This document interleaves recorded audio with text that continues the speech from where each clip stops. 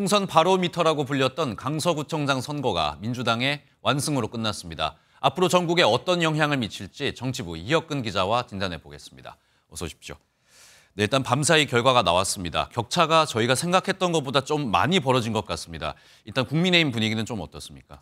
네, 박빙의 승부를 기대를 했겠지만 17%포인트 차로 완패하면서 침울한 분위기가 연출이 됐습니다. 당락이 결정되자 이철규 사무총장과 김태우 후보 모두 선거 캠프에서 금방 자리를 떴는데요. 김기현 대표나 선대위 상임 고문을 맡았던 권영세, 안철수 의원, 나경원 전 의원은 캠프의 모습을 보이지 않았습니다.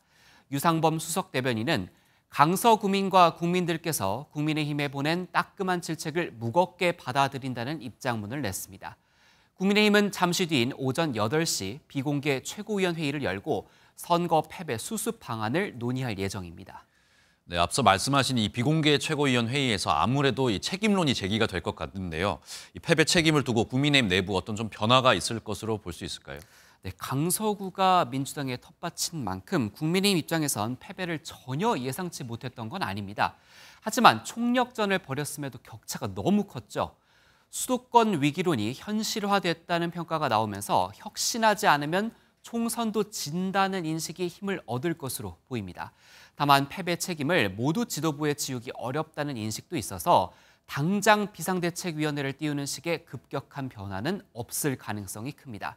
결국 현 지도부가 계속 키를 잡고 가되 이번 패배에 대한 반성과 함께 당이 총선 체제로 빠른 전환을 할 것으로 예상이 됩니다. 국민의힘 지도부는 총선 기획단 발족과 당무 감사, 인재 영입 등 3가지 축을 조기에 가동할 것으로 보입니다. 네, 이번에는 민주당 쪽 한번 살펴보겠습니다. 캠프 분위기 또 어떤 입장 내놓았습니까?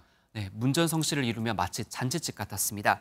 홍익표 원내대표와 최고위원들이 선거 캠프에 밝은 표정으로 모였는데요. 권칠승 수석 대변인은 이번 선거 결과는 윤석열 정부의 국정 운영에 대한 국민의 준엄한 질책이었다고 평가했습니다. 정부의 날을 세우며 이른바 정권 심판론을 내년 총선 때까지 이어갈 것으로 보입니다. 네, 이번 선거를 앞두고 이재명 대표 같은 경우에는 사법 리스크 때문에 좀 위기도 많았던 것 같습니다. 이재명 대표 체제가 이제 좀 힘을 얻을 수도 있겠죠?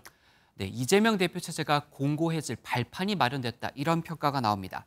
우선 이 대표 본인에 대한 구속영장이 기각이 됐고 이어서 강서구청장 선거를 승리를 했거든요.